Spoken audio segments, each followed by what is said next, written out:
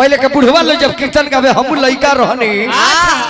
जाने बार अमूल का डिब्बा गा के बजा के हम देखो ये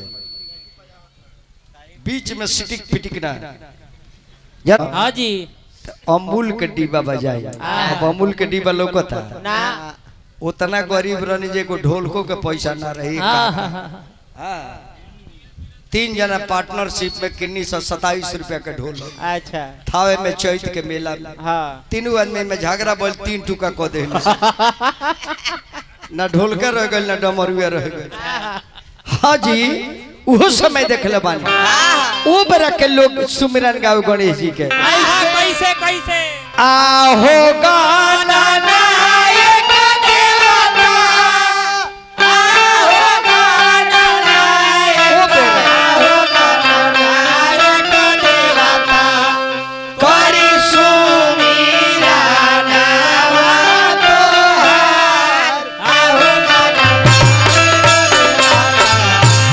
में जे भी हमारे चाचा बैठल बनी उस सब के जमाना कह पहले के लोग कीर्तन में ही गावे।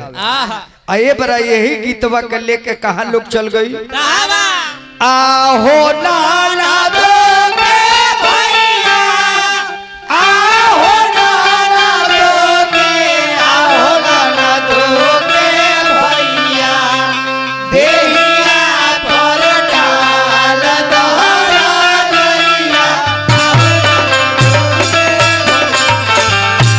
अरे जिया भौजी जिया तू दिन भर तक गरमाइले रहत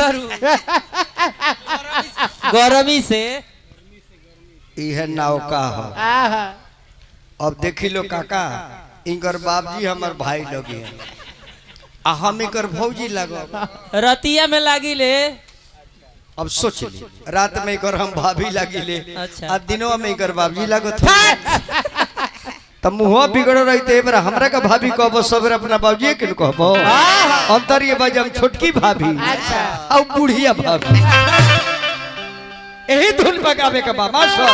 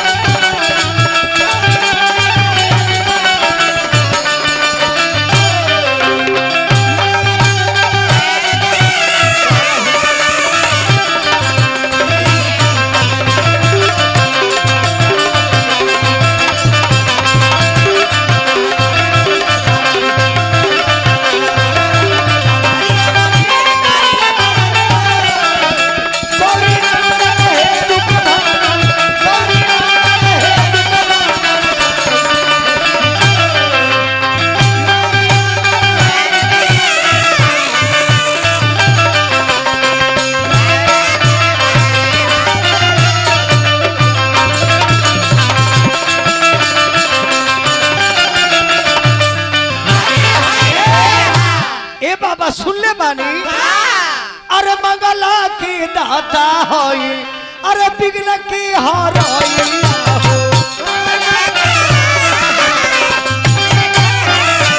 भोले बाबा पिता राउ पार्वती भैया हो रीति आशीष दो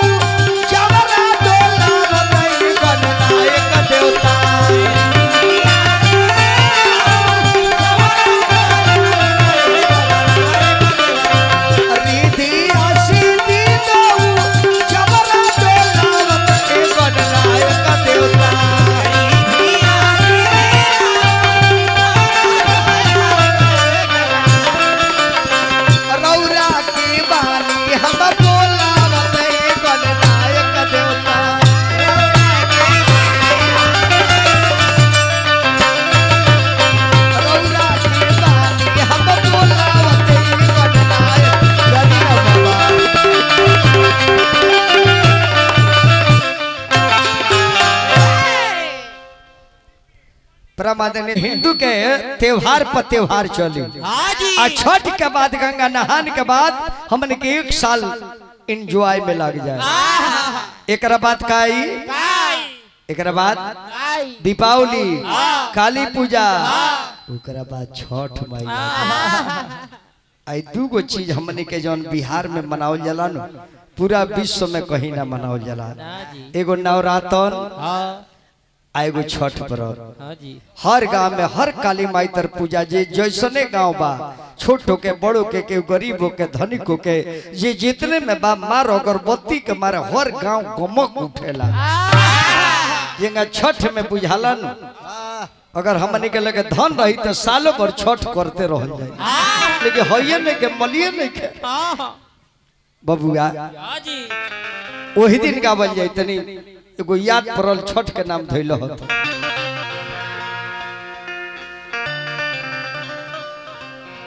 वही दिन खातिर रखलो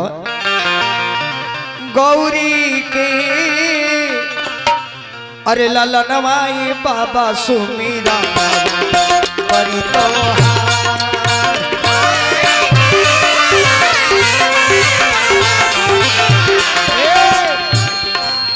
दुनिया के सब धुन खराब लगल कराया गए गौरी की नवाई बाबा सुमीरा परी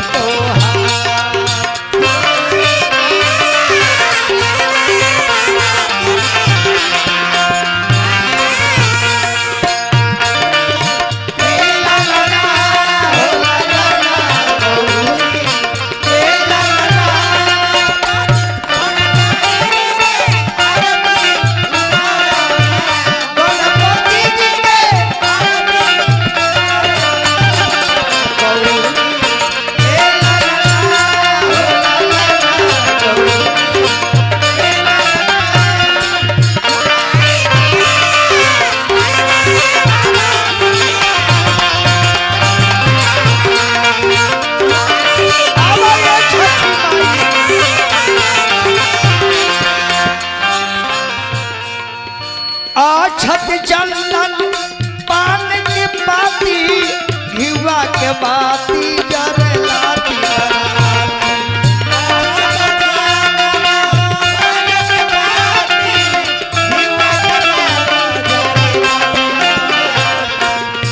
छत चंदन पान की बाती घिवा के बाती जरलाती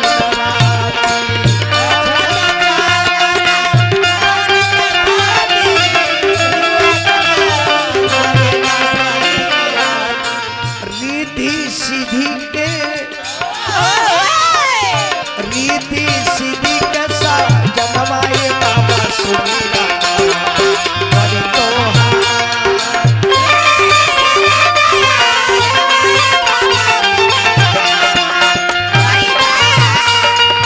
रीति सीधी के साथ जनमाए बाबा सुमीरा परी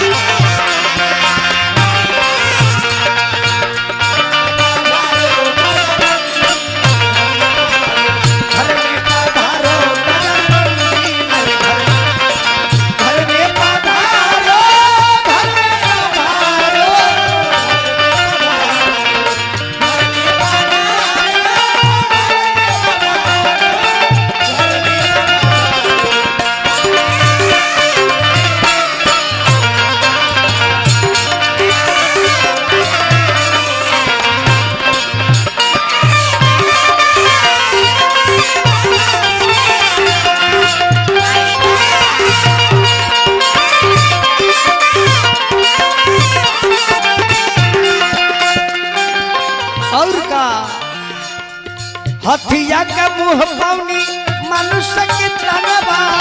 सब देवता में पहले होत बा पूजा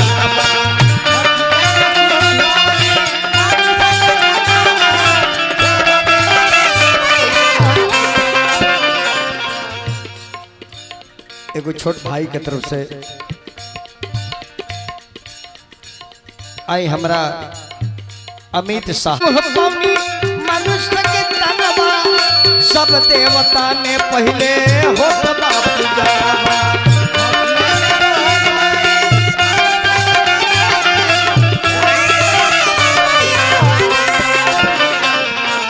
गवाले तू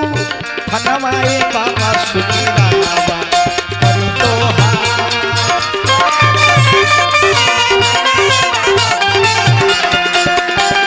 गौरी की फनवाए बाबा सुखीरा बाबा करू तो